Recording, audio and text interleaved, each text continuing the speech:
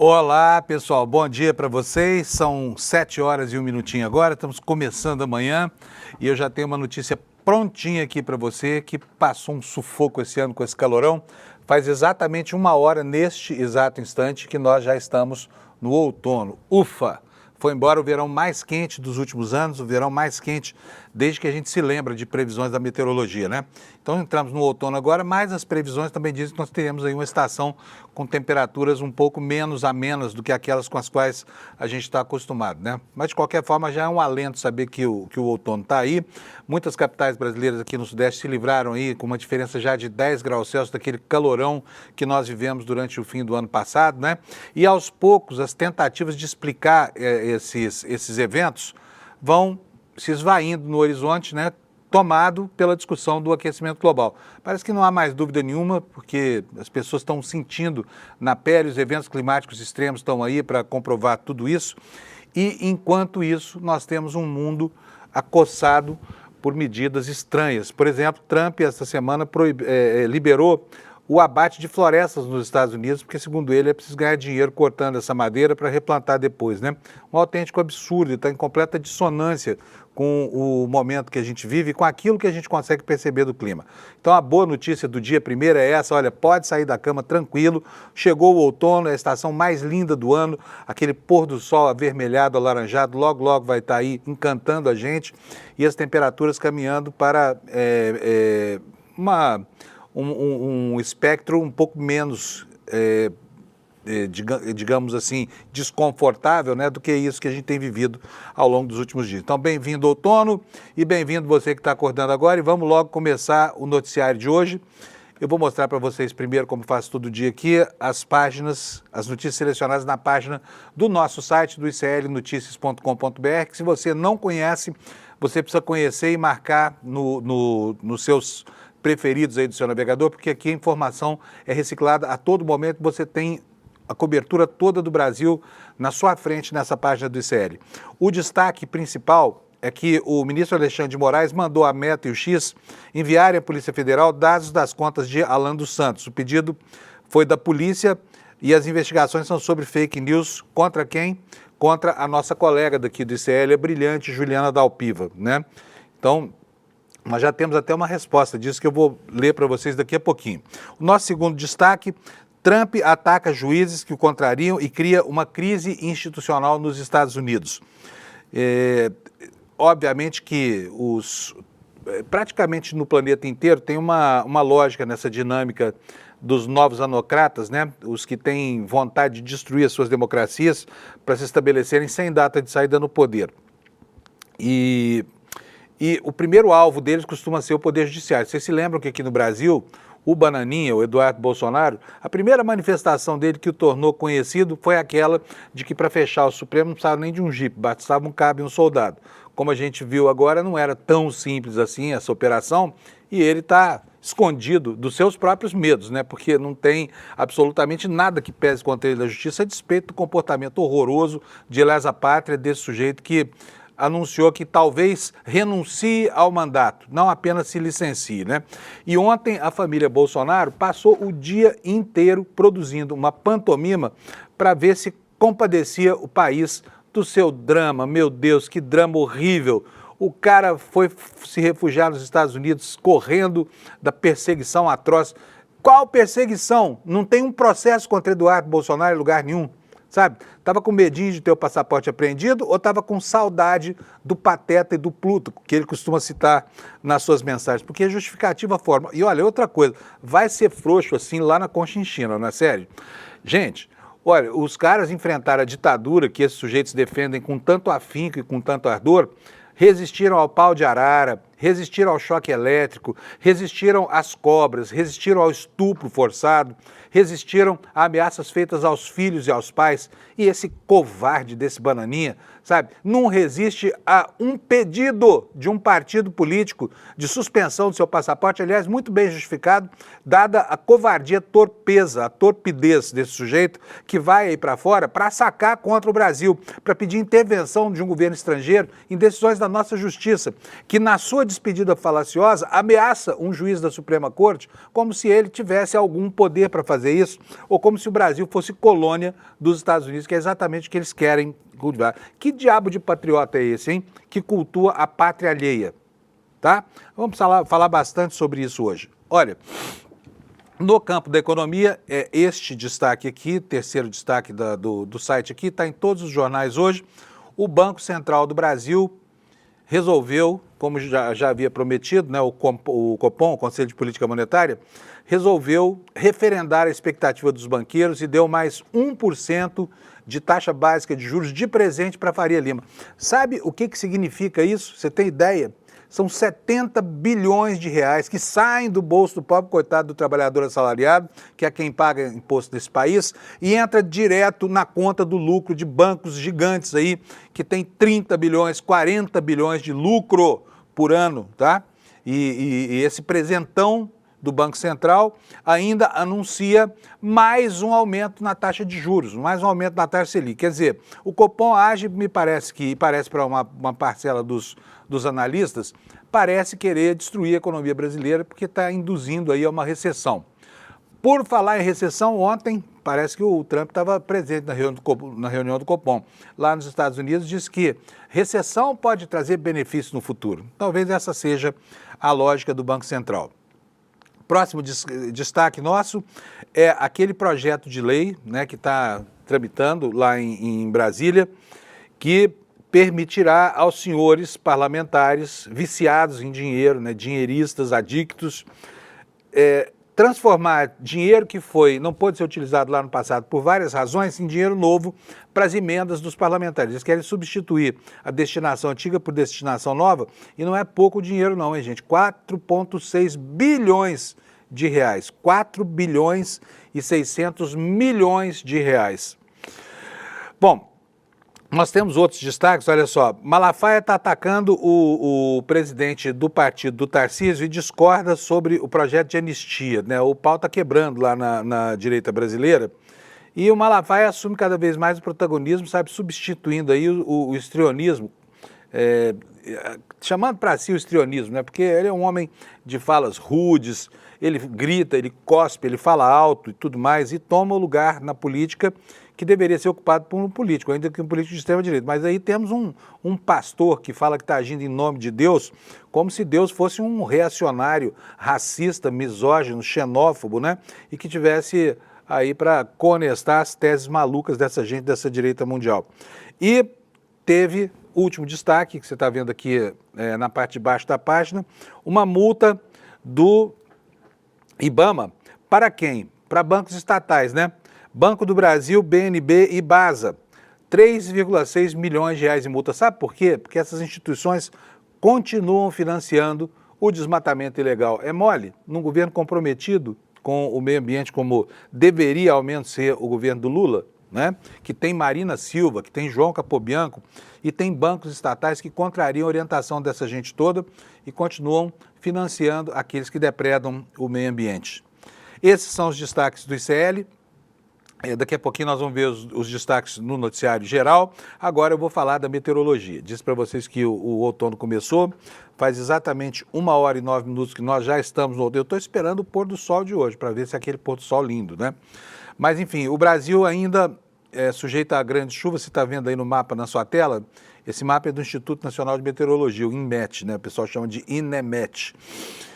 O que esse mapa diz? Olha, que boa parte do Brasil, essa região central, que começa lá na Cabeça do Cachorro, no norte do estado do Amazonas, e desce até chegar ao litoral paulista, se espraiando ali pelos estados do Pará, Maranhão, Piauí e Fortaleza. Toda essa região do Brasil em amarelo e laranja está sujeita a chuvas torrenciais. Mas a concentração dessas chuvas será pior aqui nessa região, olha, praticamente na metade leste do Amazonas, em todo o estado de Rondônia, onde a alta dos rios já está trazendo problema para a população, tá? Então aqui tem um alerta de chuva pesada e nessa região alaranjada é que ela vai ser mais intensa.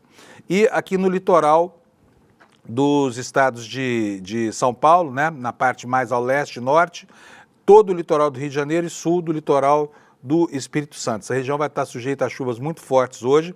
É uma região que tem índice de pluviosidade gigantesco, é a região onde a pluviosidade é maior no país. Por quê? Porque tem duas serras, né?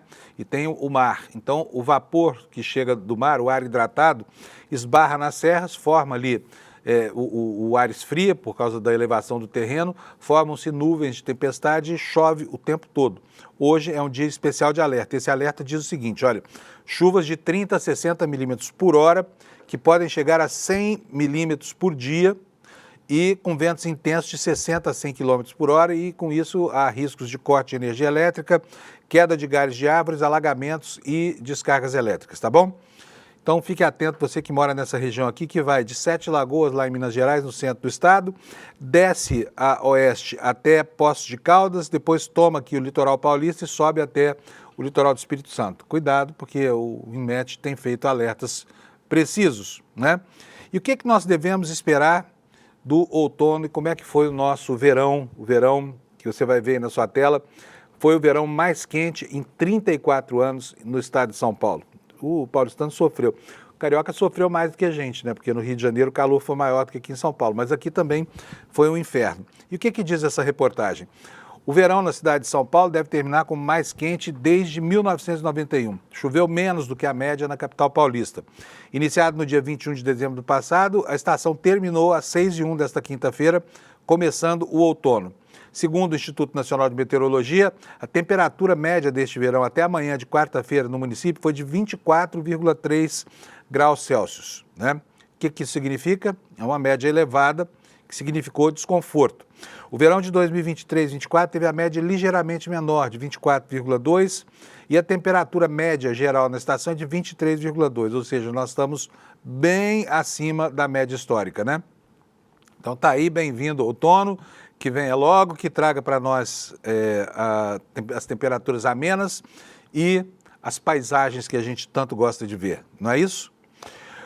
Gente, vamos para o noticiário aqui sobre as aprontações dessa galera da extrema-direita. A primeira notícia que eu vou dar para vocês está na capa do nosso site, foi o primeiro destaque, como vocês viram aí, mas você aguarde aí, porque eu vou mostrar para vocês o tamanho da palhaçada que aconteceu ontem com essa tentativa falsa, lógico, de construir no Brasil, né, a imagem de um país ditatorial que não respeita direitos humanos. Agora, tudo isso é muito curioso, porque quem está fazendo as denúncias agora é a extrema-direita, justamente os cultores da ditadura, aqueles que aprovam a tortura, que enaltecem os torturadores em discursos, por exemplo, no Congresso Nacional. Essa gente está falando como se fossem bolcheviques autênticos, comunistas desde criancinhas. Estão preocupadíssimos com os direitos humanos dos patriotários. Segundo eles, é uma violência que o Estado... A violência que a polícia pratica não dizem nada, né? A polícia pode matar, pode bater, quanto mais bater e matar, melhor. Mas, quando tem os patriotários em questão, isso gera um sentido de comoção que é quase enternecedor. Não chega a ser enternecedor por muito pouco, mas a tentativa de construir um clima, né, de comoção no país é algo comovente, literalmente, vocês vão ver por que daqui a pouquinho. O que está acontecendo? Eu, inclusive, reparei isso no meu Twitter outro dia, coloquei lá, achei uma postagem do Alan dos Santos. E quem é o Alan dos Santos? O Alan dos Santos é aquele terrorista que o tempo inteiro atazanou a vida do país como uma espécie de verdugo do bolsonarismo, que se beneficiou em muito da popularidade oferida por esses trogloditas aí que ficam patrocinando empreitadas golpistas, né, e ficam revivendo toda essa carga de preconceitos aí que a gente já deveria ter sepultado lá pela primeira metade do século passado. Mas de repente começaram a aparecer posts do Alan dos Santos no Twitter, e eu vou até abrir aqui, agora chama X, né? Então vou botar aqui no X para ver se a gente consegue achar o Alan dos Santos aqui. E o Alan dos Santos está vetado das redes sociais pelo Xandão. Por quê? Por causa da campanha que ele faz por um golpe de Estado, né? Mas começou a aparecer novamente o Alan dos Santos, olha aqui, ó, com uma conta verificada, agora já está retida, mas estava ativa, tá? Então, o X tirou o Alan dos Santos agora, porque anteontem, essa conta aqui estava ativa, tá bom? Vamos ver se tem mais Alan dos Santos aqui, porque ele voltou com essas contas e eles têm insistido em... Aqui, ó, tem outra conta aqui ativa, certificada, olha, está aqui. Olhem aí, ó, Alan dos Santos, Alan conta 5. Portanto, o Twitter está veiculando algo que o ministro do Supremo proibiu, tá? Uma das contas está bloqueada, mas está aqui, olha, inclusive aqui, ó, pedindo para ir ao Patreon dele e tudo mais, opiniões políticas, portanto está super ativo isso aqui, deveria estar proibido. E o que fez o Xandão em função desse atrevimento, mais uma vez, da empresa do Elon Musk? Ele pediu ao X e à Meta, está aqui a notícia, olha, mandou a Meta e o X enviarem à Polícia Federal dados das contas desse terrorista, desse criminoso que se bandeou lá para os Estados Unidos e agora está lá abrigado sob as asas do governo Trump, né, do ídolo dessa extrema-direita.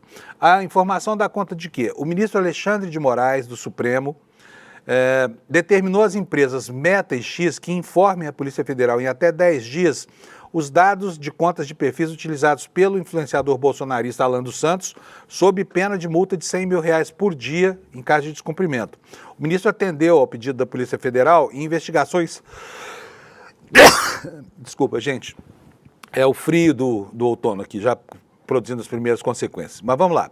O ministro atendeu a um pedido da PF, investigações sobre fake news contra quem? Contra a nossa colega daqui do ICL, a Juliana Dalpiva. Investigadores querem acesso aos dados de quem criou mais uma conta usando esse nome, Alan dos Santos, no Instagram, e também de todas as postagens dessa conta e de uma outra conta no X, o ex-Twitter, realizadas entre junho de 2024 e janeiro deste ano.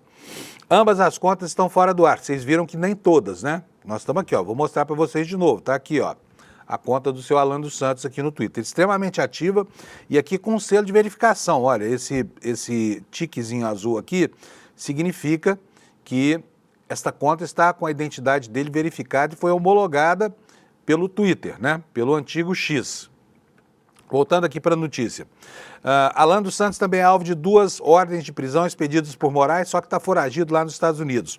O país não tem perspectiva de extraditá-lo, já que condutas apontadas pelo Supremo nessas ordens não seriam consideradas crimes pela legislação americana. E fica aqui a minha pergunta sobre as ações contra ilegais nos Estados Unidos pela Polícia da Imigração, e que não contempla esse sujeito, porque os imigrantes, de maneira geral, estão sendo acossados lá pela polícia o tempo todo, estão com medo de mandar filhos para a escola, estão com medo de ir para o trabalho, né? Por quê? Porque podem ser pegos de repente, e esse cara está lá, né? Sem ser cidadão americano, sem o processo de naturalização, sem nada, e ele pode ficar lá. Ele é amigo do rei, está lá, mas o Xandão está atento a isso, e, enfim, o Xandão está com as ordens de prisão decretadas.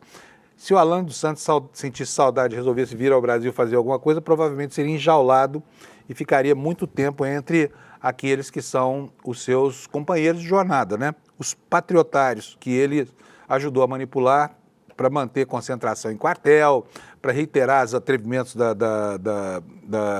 das tentativas de golpe e tudo mais. E nós já temos aqui uma informação do Paulo Capelli, do Metrópolis, com o retorno dessas informações. O que foi que o Capelli disse? Opa, desculpa aqui o meu roteirinho. O que foi que o Capelli disse em relação a essa determinação do Alexandre de Moraes? Disse que o X permitiu lives e pagamentos a perfis bloqueados, né? Relatório da PF de Moraes analisa argumentos do X para falhas em bloqueios e diz que a plataforma permitiu o financiamento de blogueiro. Quer dizer, não seria apenas um canal de disseminação de informações falsas e da prática de crimes contra a democracia brasileira, o Estado de Direito. Eles também serviriam como meio de vida para sustentar esses parasitas dos golpes aí na sua jornada de fuga paranoica, né? Fuga do nada. Se bem que o Alan dos Santos tem motivo para ficar preocupado, porque, afinal de contas, né, está com a prisão pedida. Mas o que diz aqui o Capelli no site do Metrópolis? Polícia Federal culpou a rede social X por falha nos bloqueios de perfis na plataforma determinados por Alexandre de Moraes. Em um relatório enviado ao ministro no âmbito das investigações sobre o descumprimento de ordens judiciais por parte do X, a PF afirma que, além das transmissões ao vivo feitas a partir de perfis bloqueados, a plataforma permitiu a divulgação de links que possibilitam o financiamento dos comunicadores bolsonaristas atingidos pela determinação, como, por exemplo, esse Alan dos Santos. O relatório produzido pelo delegado Fábio Schor analisa argumentos apresentados pelo X no episódio do empresário Elon Musk para responder a uma outra investigação sobre as falhas concluída em setembro de 2024. Nessa última apuração, A Polícia Federal diz que o X mentiu ao afirmar que as transmissões ao vivo em perfis bloqueados teriam sido hospedadas em outras plataformas, portanto, teriam partido do próprio X. E aí, uma declaração aqui, entre aspas, a fim de verificar as justificativas apresentadas pela empresa X Brasil e o efetivo cumprimento das ordens judiciais, foram realizadas novas diligências. No inquérito anterior, ficou demonstrado que o aplicativo móvel, o aplicativo X para iOS, apresentou falhas quanto ao bloqueio, fato confirmado pela X do Brasil em sua resposta, diz o relatório enviado pela Polícia Federal ao Alexandre de Moraes. A X Brasil afirma que a transmissão ao vivo estava disponível aos usuários, mas teria sido hospedada em uma outra plataforma, sendo a plataforma X apenas uma forma de divulgação dos links de relacionamento, pontua a PF. No entanto, para contrapor as alegações da empresa, a corporação usa imagens de uma live realizada por Alan dos Santos pelo perfil Terça Livre no dia 8 de abril do ano passado. Portanto, prossegue aqui a novela e é uma novela com alguns requintes, né, de bufonaria. É um espetáculo até triste da gente ver. Eu vou começar a mostrar para vocês agora o que foi que aconteceu ao longo do dia de ontem. E você prepare o seu lenço aí do lado deixa aí do lado da cama ou na mesa, porque você vai chorar muito agora, você vai se emocionar.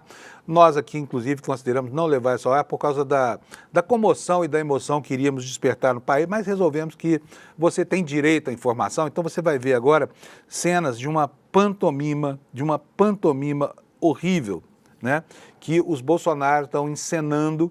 Para quê? Para tentar se colocarem como coitadinhos, sabe? Coitadinhos perseguidos pela ditadura da toga, num país cujas instituições democráticas pereceram diante do comunismo instaurado pela eleição forjada e fraudada do atual presidente da República, que manda no ministro do Supremo, no Alexandre de Moraes. Essa é a moral da história toda, essa é a lição que os bolsonaristas querem legar para o Brasil. E ontem, gente, o Mr. Banana foi para uma entrevista numa live com um deputado americano, lá com o pincha dele, e, olha, foi tão triste. Eu mesmo me compadeci muito, sabe? Fiquei muito triste e vou compartilhar com você agora o momento de tristeza e das alegações deste perseguido pela justiça brasileira, tá? Roda o VT para mim, por favor. VT Bananinha Entrevista. Alex, aliás, bom dia para o Alex. Eu não falei bom dia para ele ainda, porque daqui a pouco ele vai entrar comigo comentando a notícia que diz respeito a futebol e racismo. Alex, roda para nós, por favor. Bananinha Entrevista. There was this massive rally in Rio, tens of thousands of people filling the streets in support of your father, Jair Bolsonaro. How is that rally being perceived in the political circles of Brazil? This is the only one reason that I can think that my father is not in jail, because he's so strong politically, and he, for sure, learned with Donald Trump's story when he was fighting against the lawfare in the United States, that this is not about law, this is not about a fair trial. You know, my father is not a corrupt. He lives at the same house. He has basically the same car that he had when he was president. He's very humble, very simple. And the people on the streets, they support, they intimidate somehow the Supreme Court of Brazil. Eduardo, are you seeking some form of political asylum or exile in the United States? Yeah, I'm talking with my lawyers. They are considering about what to do. Asylum is on the table, so let's see what happens. But the decision is that I cannot come back to Brazil, because this crazy justice from the Supreme Court, Alexandre de Moraes, who is the same, who is fighting against Elon Musk, who is the same that detained Mr. Jason Miller for 24 hours 2 years ago in an airport in Brazil, is asking for my passport. So he asked the Attorney General to seize my passport. And it's not comfortable. You'll be in a place working as a congressman where you cannot say what you want or represent your voters. Gente, não tem uma única palavra de verdade nessa entrevista dele. Dizer que não pode voltar ao Brasil porque o juiz maluco do Alexandre de Moraes está perseguindo ele. Qual é a perseguição? Onde está o inquérito, a investigação? Onde é que está? Houve uma queixa do PT pedindo para prender o passaporte desacelerado. Deviam ter fundamentado a ordem na manutenção do equilíbrio emocional e psiquiátrico do país, mas não, fizeram o que era certo, né? E o Bananinha está aí se colocando como vítima de uma perseguição internacional, uma mentira deslavada. O problema é que lá entre esse gado global, isso acaba pegando, né, gente? E o esforço para que o Brasil seja caracterizado justamente como aquilo que absolutamente não é tão comovente, tão cativante. E você se prepare para as lágrimas agora, porque você vai ver o que fez Jair Renan, o caçula da família Bozo, esse menino que tem um coração de ouro, que já provou ao país como ele é sensível, né? Tão sensível quanto o pai e os demais, mas agora ele parte para a galhofa institucional, como você vai ver agora nesse VT que o Alex vai exibir para a gente. VT, Jair Renan, observe as lágrimas sentidas que caíram dos olhos dele. Só se equiparam às lágrimas vertidas pelo próprio Bananinha e pelo pai Bolsonaro ao se despedir desse filho que seguiu praticamente degradado para os Estados Unidos da América. Põe pra gente, por favor, Alex. Foi duro ver o discurso dele na timeline. Foi duro ver meu pai naquele estado. Eu que sou irmão, eu já senti bastante, mas né? Mas meu pai, o que ele sentiu, muitos aqui sabem, muitos são pais. Quando você vai atacar alguém, ataque a pessoa, não ataque o familiar. Eu nunca desrespeitei nenhum familiar dessa casa.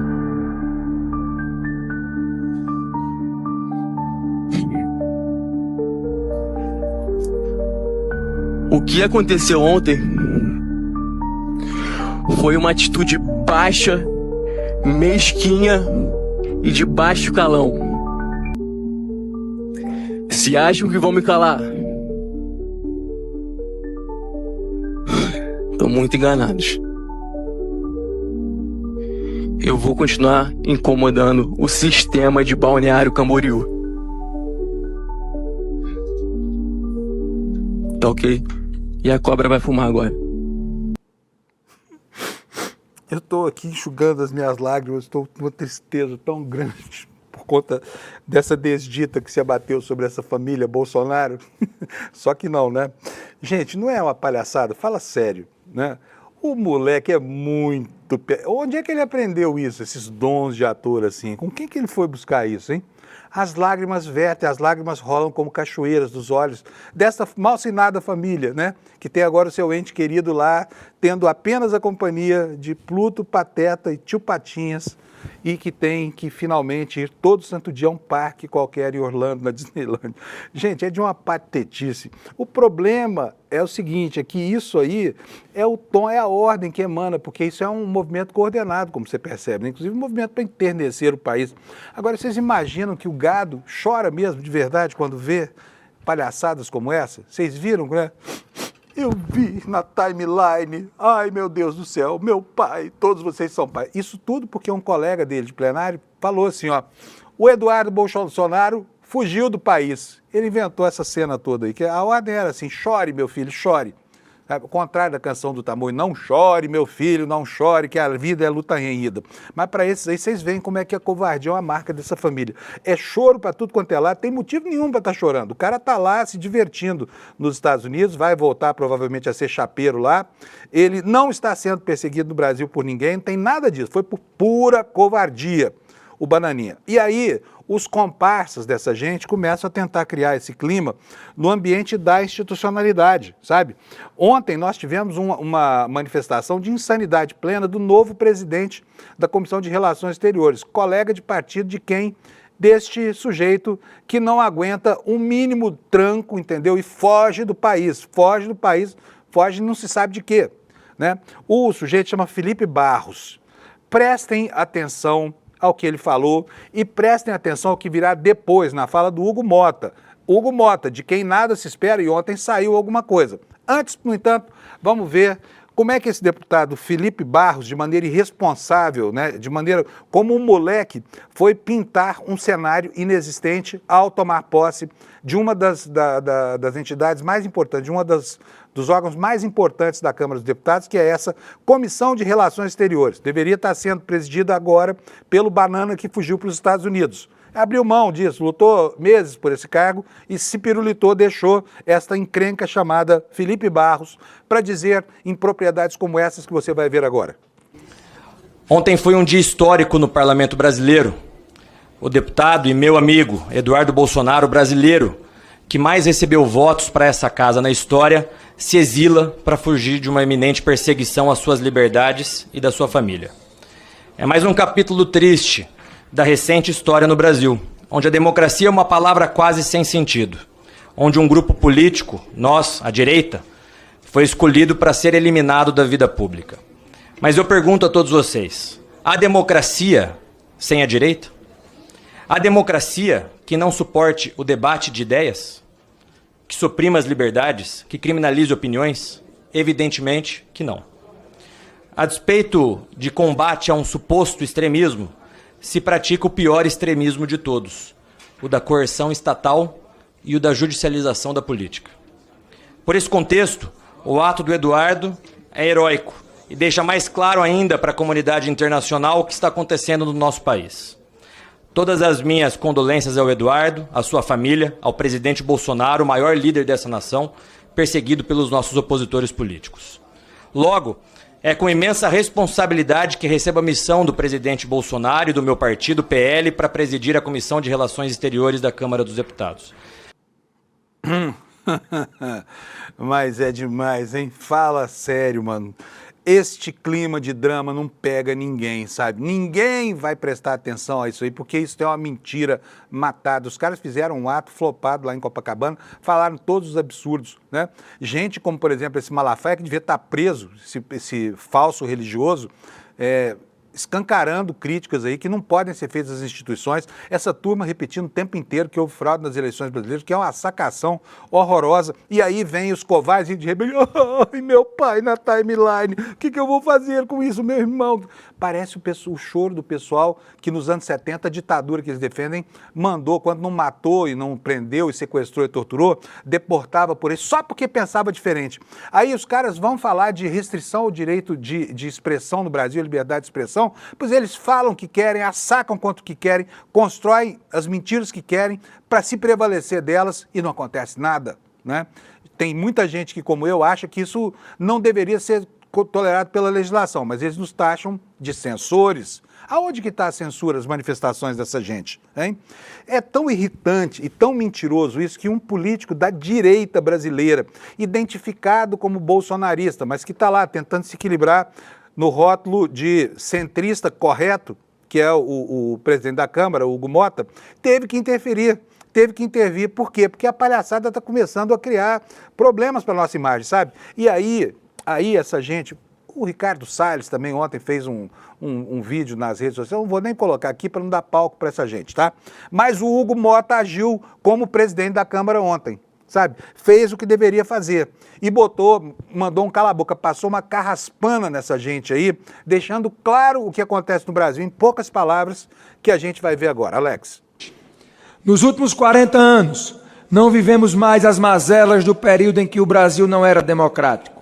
Não tivemos jornais censurados, nem vozes caladas à força.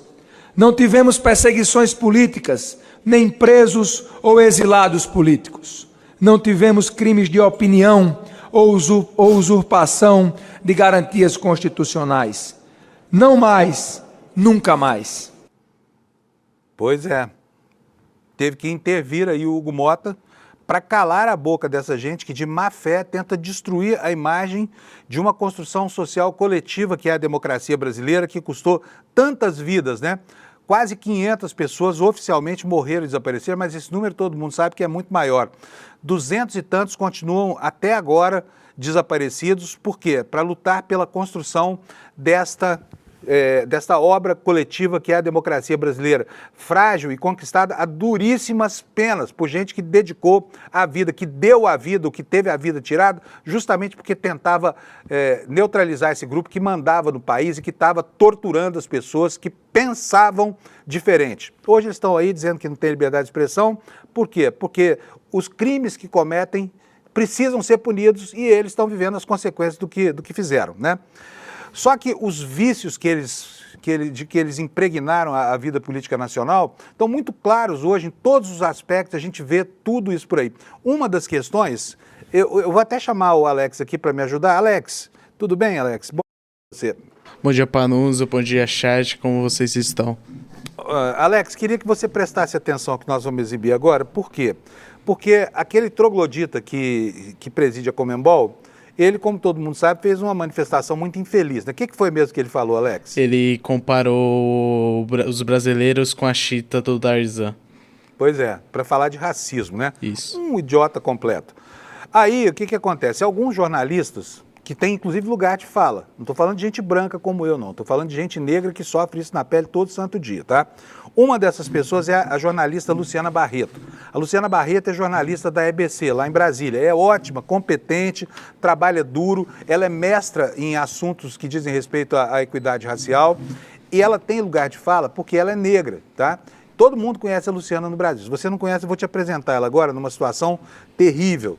Veja só, Alex, digamos assim, a recusa a essa argumentação desse troglodita da Conmebol por uma pessoa negra que já sofreu todo tipo de discriminação, você acha que é justa ou não? Você acha que essa gente tem o direito de achar que é demais o presidente de uma confederação internacional desportiva falar essa bobagem ou não? É justo, não é? Sim, ela tem total liberdade, tanto que ela deu a opinião dela e ela começou a sofrer ataques racistas, lembrando que é em espanhol, muitas pessoas se basearam na língua para cometer esse caso de racismo contra a apresentadora Luciana Barreto.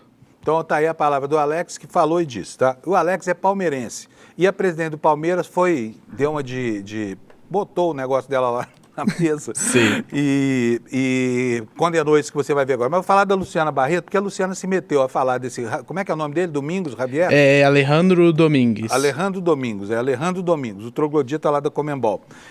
Alex, roda o VT, por favor, da Luciana Barreto. Vamos ver o que aconteceu com ela. Eu estou reproduzindo aqui uma matéria que a EBC colocou no ar ontem, que eu achei muito digna, por causa da posição da empresa claríssima adotada em benefício de uma profissional que está sendo atacada de maneira aviltante nas redes sociais. Põe o VT, por favor, Alex. Eu estou sendo alvo de comentários racistas em uma rede social, depois que a TV Brasil divulgou um vídeo em que eu comento a fala de Alejandro Domingues, que é o presidente da Conmebol, quando ele fala que a Libertadores sem brasileiro seria a mesma coisa que o Tarzan sem a chita.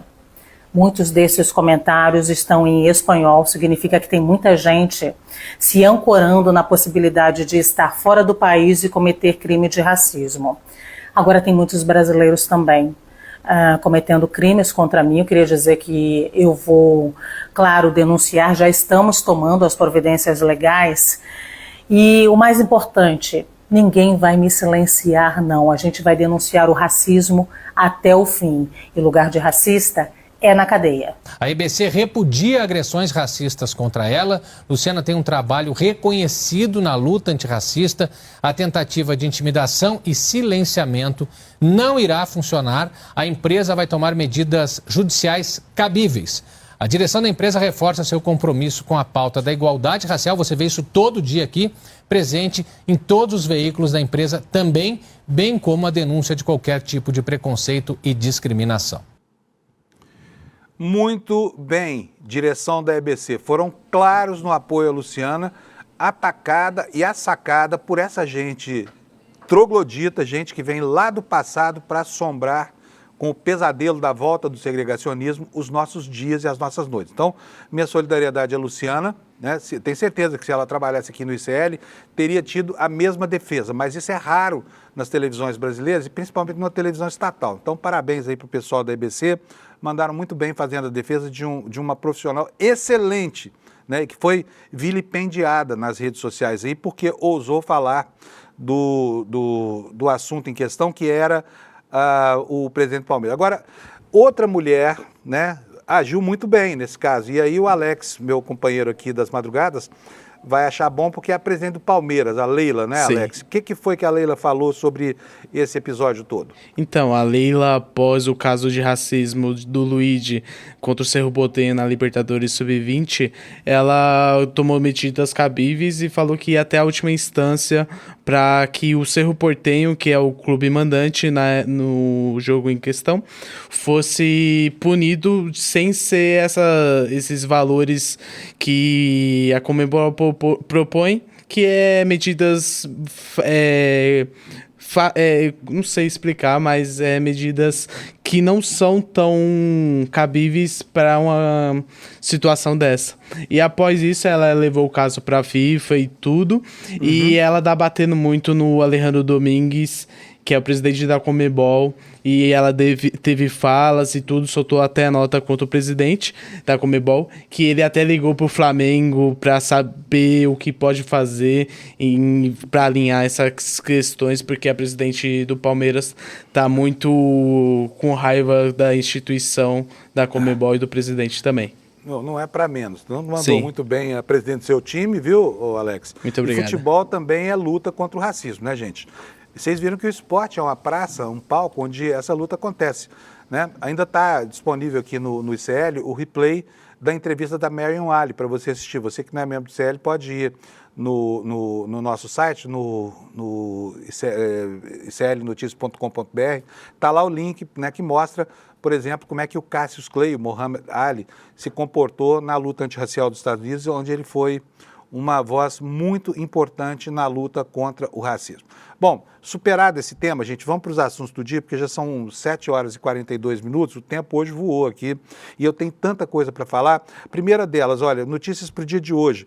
O Congresso deve votar o orçamento e com isso está aí na manchete, olha, o orçamento vai ser votado, mas isso envolve uma negociação aí, a Gleisi está tocando essa negociação, provavelmente será a primeira missão da Gleisi na condição de ministra da Secretaria das Relações Institucionais, e vem dinheiro por aí, né? Porque você só consegue coisa desse Congresso liberando emenda para deputados se locupletar na sua base eleitoral. Emendas que, aliás, eles querem manter, das quais eles querem manter distância no ato formal da liberação, preferem manter-se secretos e ocultos, para que na hora que a Polícia Federal bater na porta, o nome deles não seja fácil de alcançar. O que diz a matéria? A ministra da Secretaria de Relações Institucionais, Gleisi Hoffmann, costurou um acordo com o presidente da Câmara, Hugo Mota, e do Senado, Davi Alcolumbre, para destravar a votação do orçamento no Congresso. De acordo com 2 ministros e 4 líderes com conhecimento dessas tratativas, o acerto prevê o pagamento de emendas parlamentares de 2024 e a apresentação de um cronograma de execução desses recursos. A cúpula do Legislativo cobrou semana passada que o governo Lula cumprisse os acordos firmados em 2024 sobre as emendas, sinalizando que poderia paralisar as votações nas 2 casas enquanto isso não estivesse resolvido. E a votação da lei orçamentária foi nesse bolo aí. Segundo relatos colhidos pela reportagem da Folha, o acerto foi discutido no encontro de políticos no domingo, dia 16, anteontem nada, mais tempo, hoje é quinta, né? Na ocasião, a ministra sinalizou com o pagamento de emendas de comissão que tiveram o seu pagamento, a sua execução suspensa por decisão de ministro do STF. Agora, como é que a Gleisi vai liberar esse dinheiro? Não sei, porque o Flávio Dino continua de olho lá. Então, se isso é o que está na mesa de negociação, há uma solução que não passa pela vontade do governo, porque o ministro Flávio Dino já se mostrou muito firme na defesa da transparência prescrita no artigo 37 da Constituição.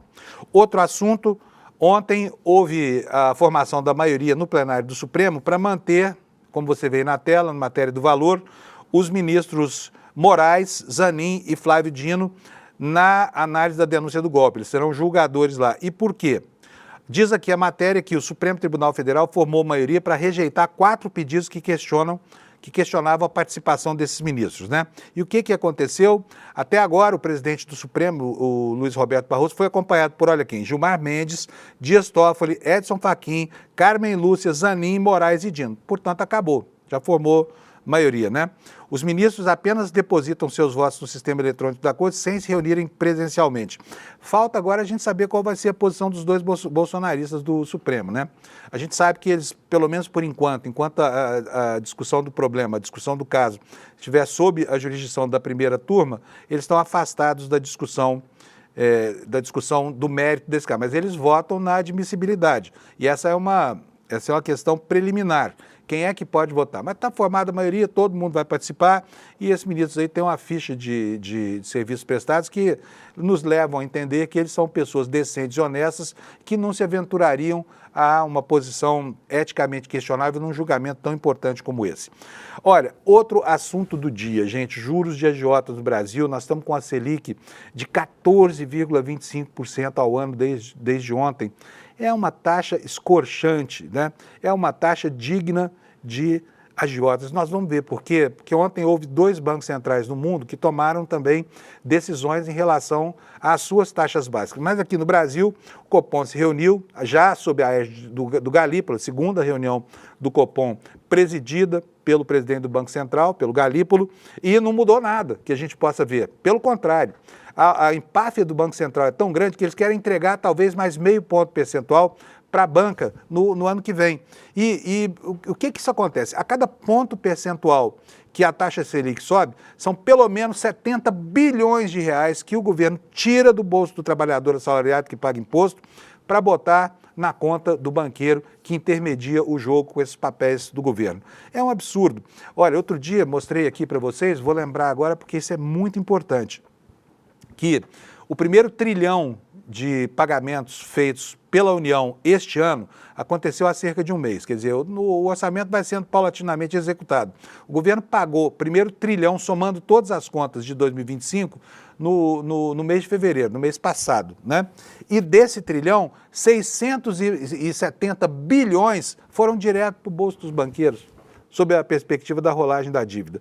Então, assim, o Banco Central do Brasil continua sendo, né, continua no papel de raposa que toma conta dos ovos desse grande galinheiro chamado Brasil, da economia brasileira. E está dando de presente para os especuladores isso aí. E aí, a reação ontem foi qual? A Bolsa de Valores sobe, né? Por quê? Porque o cara pega dinheiro a 3% lá fora e vem emprestar para o governo brasileiro aqui a 14,25%. É um jeito super fácil de ganhar dinheiro. Um dinheiro que, aliás, tem nenhum papel na economia, é dinheiro de papel mesmo, é puramente especulativo, mas vai drenando as finanças da parcela da população que paga imposto do Brasil. E essa parcela não é composta nem por especuladores e nem por banqueiros, né? Então você já sabe isso, a gente vai explorar bastante isso no Mercado e Investimentos daqui a pouco, às 11 horas da manhã, que eu agora passei a apresentar junto com a Débora Maganha. Então, você assista aqui às 11 horas no nosso canal, nós vamos estar repercutindo aqui todas as nuances econômicas e políticas dessa decisão do Copom.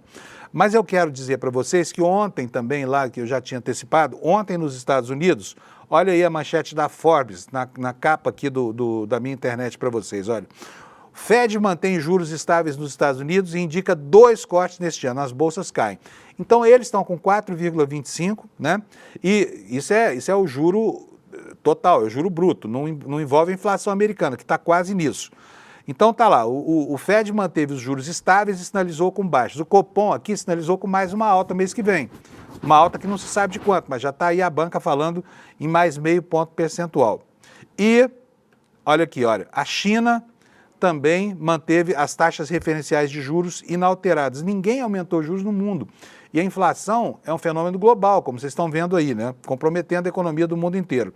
A notícia aqui dá conta de que a China manteve as taxas de juros referenciais de empréstimos inalteradas nesta quinta-feira. O Banco do Povo da China, nessa quinta-feira, foi hoje de madrugada, tá? Enquanto a gente dormia, eles faziam isso aqui lá. Deixou a LPR de um ano em 3,1%, aqui 14,25%. Na China, 3,1%. A LPR, que é a taxa de juros de referência de empréstimo, está em 3,6%. Experimenta pedir um empréstimo de capital de giro aqui no Brasil.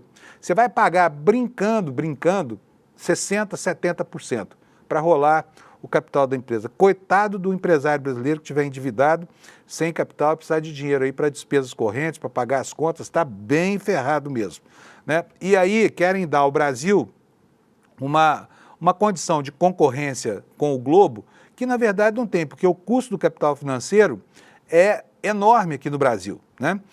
Bom, vamos tocar aqui o noticiário, porque o tempo urge, tem mais minutinhos aqui para falar com vocês.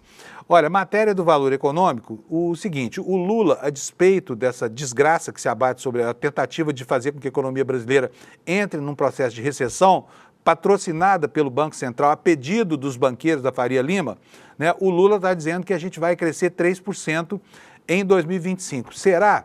Nós temos um mercado fazendo apostas francas contra o crescimento brasileiro.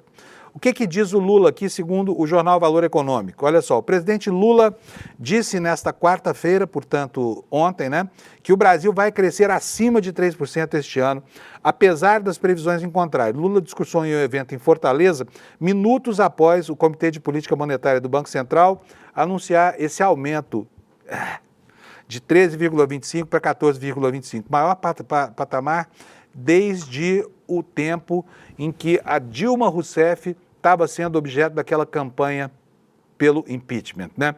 E o país vivia uma situação econômica de flagelo. Então, hoje, não está acontecendo nada. Os indicadores macroeconômicos, todos eles positivos. Apenas um processo inflacionário que, pelas últimas previsões e até pelas manifestações das impressões dos banqueiros no Boletim Focus, já apresenta sinais de arrefecimento, né?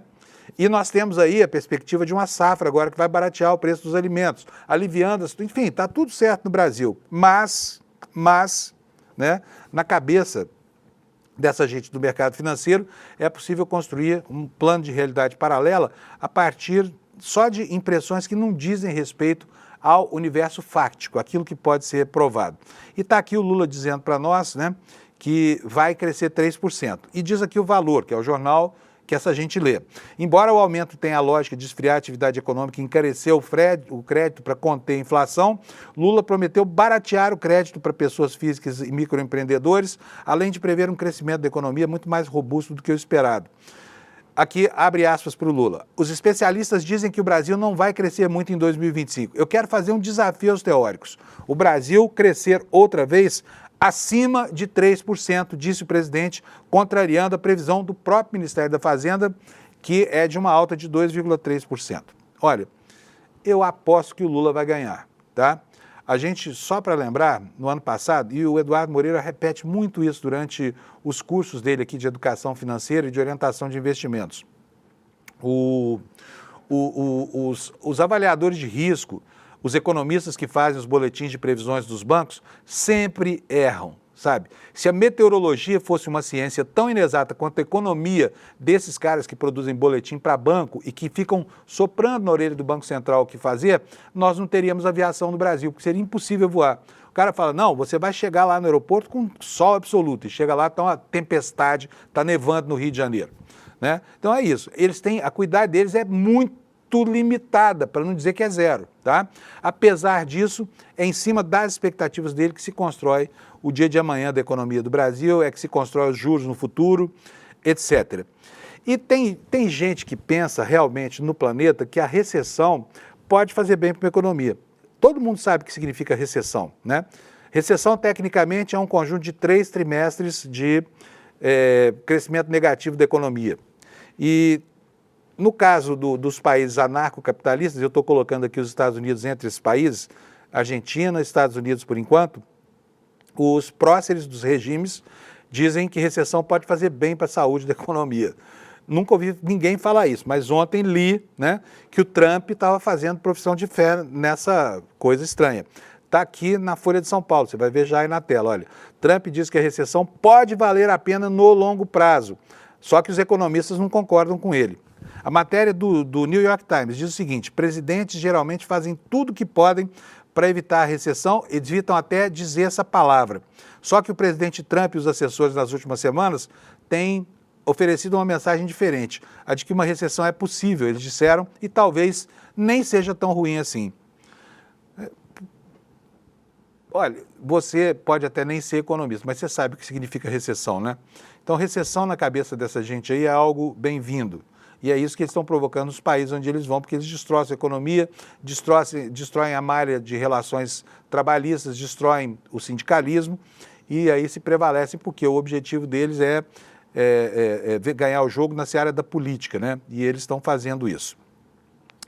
Ao mesmo tempo, aqui no Brasil, onde o outono já deu o ar de sua graça hoje, às 6h01, nós vamos nos preparando não apenas para o pôr do sol, mas para também o ocaso do Bolsonaro. E aqui eu tenho para vocês uma manchete também do Valor, falando sobre o reforço da segurança do Supremo Tribunal Federal, que no dia 25 vai decidir se acolhe ou não, e acolherá por unanimidade, que é o que todos preveem, a denúncia que tornará Bolsonaro formalmente réu das atrocidades institucionais que começam. Então, a segurança já está sendo reforçada, diz aqui o jornal, né? O Supremo Tribunal Federal registrou um aumento nos ataques por meios eletrônicos contra a instituição, vai reforçar a segurança para garantir que as sessões transcorram normalmente na próxima semana. A segurança no entorno do prédio também será reforçada. A gente tem visto, né, barbaridades que aconteceram. Você se lembra do cara que se explodiu lá na frente do Supremo. O Supremo também foi o alvo daquela fauna que invadiu a Praça dos Três Poderes no 8 de janeiro, né?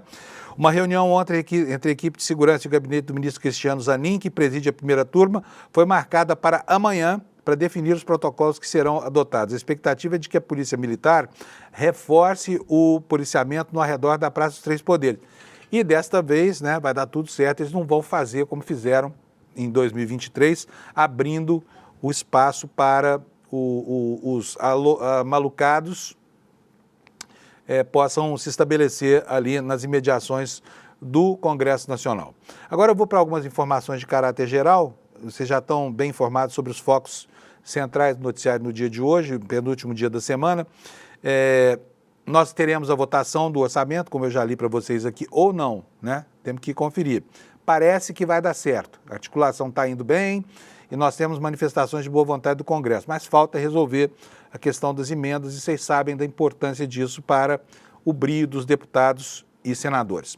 Nós tivemos uma outra decisão do Supremo Tribunal Federal, essa diz respeito ao Estado de São Paulo, porque o Estado de São Paulo estava concedendo escolas à iniciativa privada, aí a Justiça Comum suspendeu isso e agora o Supremo derrubou a decisão que suspendia as concessões das escolas à iniciativa privada, quer dizer, convalidando aquilo que o governador bolsonarista daqui do Estado de São Paulo, Tarcísio, já vinha anunciando que vai fazer, né?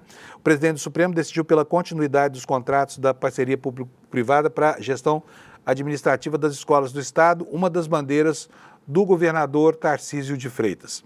E aqui uma notícia curiosa, né? Vocês estão vendo aí, a gente começou o programa falando da volta às redes sociais de gente como o Alan dos Santos, que está banido por decisão da Justiça Brasileira, mas tem outros personagens aqui de volta à cena, não à cena política, mas à cena empresarial, né?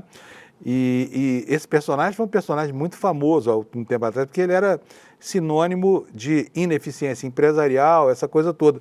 Embora lá para trás um dia tivesse sido apresentado ao país durante o primeiro e segundo governo Lula como um dos campeões nacionais. Estou falando do Eike Batista. Você se lembra dele? Do Eike, personagem histórico, né? Sujeito que tinha tantas ambições e sepultou a sua empresa numa perspectiva de ganhos com petróleo que nunca realizou. Mas está dizendo aí o Valor Econômico que Eike is back, Eike está de volta. A mira da CVM após o anúncio de que criaria uma criptomoeda e também a tal da Supercana. O que quer dizer isso aqui?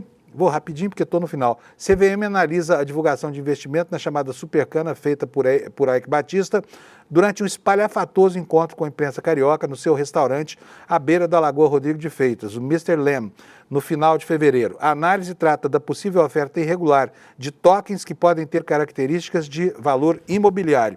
Sem entrar em detalhes, como é praxe da autarquia nesses casos, a etapa atual na CVM não significa uma acusação, apenas que o assunto está em análise de informações e pode eventualmente se transformar num processo sancionador que pode resultar em punição dos envolvidos. Portanto, está aqui já saindo de novo do mesmo ovo, né, e já se metendo em confusão o Eike Batista.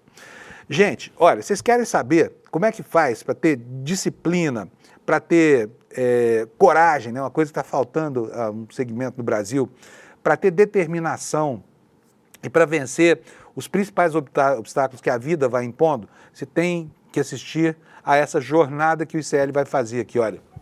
Está aqui, olha, Psicologia do Esporte e Ciência da Superação, né? Ícones do esporte vão ensinar para a gente como é que eles superam os próprios limites. E isso é bom em todos os campos da vida, no campo pessoal, aí no seu casamento, na sua empresa, nos seus negócios, né? Na sua atitude perante a vida. Então, isso aqui começa no dia 30 de março, vai ser domingo, às 8 da noite. Desde já você pode se inscrever aqui, olha, no despertaicl.com.br, porque é um webinário, não é uma live, tá? É um webinário. O que é o webinário? É uma live que você tem que deixar, você tem que ter um convite para participar. E a maneira de conseguir esse convite é visitando o despertaicl.com.br. Enquanto não começa o N1, vai lá, deixa a sua inscrição. Eu tenho certeza absoluta de que isso aqui vai ter uma repercussão muito importante na sua vida e é de graça e é para todo mundo, não precisa nem ser membro do ICL, tá bom? Nós vamos ter conosco, iniciando essa jornada, o Mark Allen, que é multicampeão mundial de Ironman, o Eduardo Moreira, que vai ser o nosso protagonista ao longo dessa jornada, a Joana Maranhão e o Marco Schultz, tá bom? Aproveite, gente. Motivação é tudo na vida, tá bom? Então, bom dia para vocês. A gente se encontra daqui a pouco, às 11 horas, no programa Mercado de Investimento, eu e a Débora Maganha. Então, até lá. Bom dia para vocês e amanhã sextou. Estamos de volta aqui às 7 da manhã. Quem nunca teve vontade de jogar tudo pro alto e desistir? Eu, sinceramente, umas 3 vezes por semana tenho. É brabo, né? E cada um enfrenta desafio, dificuldade numa área diferente da vida. Eu acho que uma maneira da gente superar isso é através do esporte, através dos ensinamentos que os esportes trazem para a nossa vida. A gente resolveu fazer um grupo que vai aprender com os maiores profissionais do esporte do mundo e, além disso, vai estar junto ali, tendo programas de treinamento, tendo aulas, tendo um acompanhamento para poderem caminhar nessa direção da superação pessoal. Esse programa começa no dia 30 de março, às 8 horas da noite, com uma aula inaugural aberta com Mark Allen, o maior triatleta de todos os tempos. Ninguém pode deixar de assistir essa aula incrível. Um abraço e até lá.